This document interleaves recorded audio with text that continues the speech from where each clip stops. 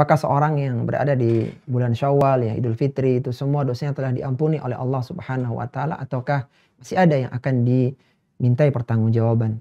Rasulullah Shallallahu alaihi wasallam pernah menyebutkan dalam salah satu hadisnya, "Raghima anfu rajulin adraka ramadhana thumman salaha qabla an yughfar lahu."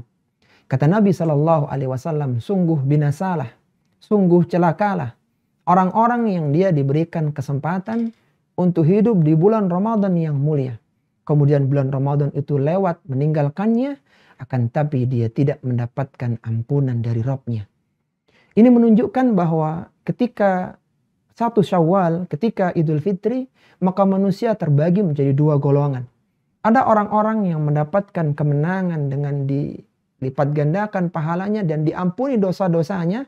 Dan sebaliknya di sana ada orang-orang yang menyia-nyiakan Ramadan sehingga dia pun tidak mendapatkan pahala yang banyak, bahkan dosanya tidak diampuni oleh Allah Subhanahu wa taala. Dan ini adalah orang-orang yang merugi, wal iyadu billah.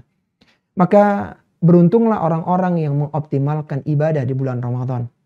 Diisinya dengan puasa yang baik, dengan qiyamul lail dan berbagai kebaikan-kebaikan yang lainnya.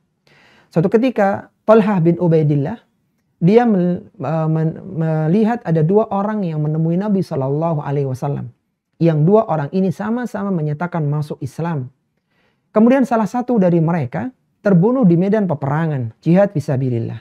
Kemudian satu orang yang kedua baru meninggal dunia secara biasa setahun setelahnya.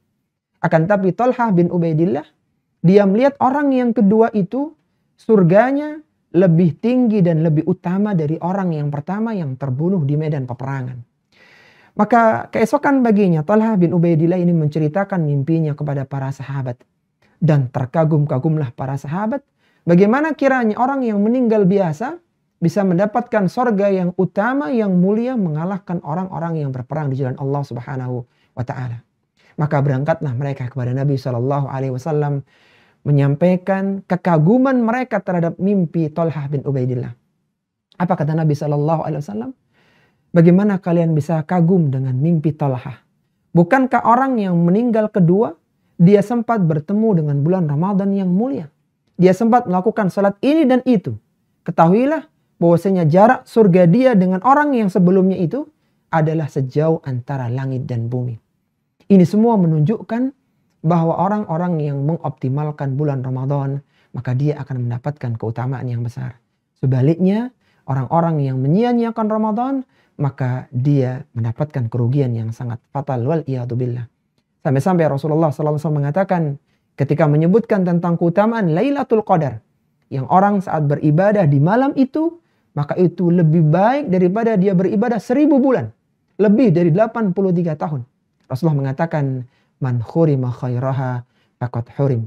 Barang siapa yang diharamkan dari kebaikan malam itu, maka sungguh dia telah diharamkan dari semua kebaikan yang ada. Maka dari sini ikhwati fillah rahimani wa rahimakumullah, kita tahu bahwa ada orang-orang yang tidak diampuni dosanya oleh Allah, wal iyadu billah. Semoga kita tidak termasuk golongan tersebut. Dan kebanyakan dari kaum muslimin yang mengoptimalkan Ramadan, maka dosa-dosanya diampuni oleh Allah Subhanahu wa taala sehingga dia keluar dari bulan Ramadan seperti bayi yang lahir dari rahim ibunya. Wallahu taala alam.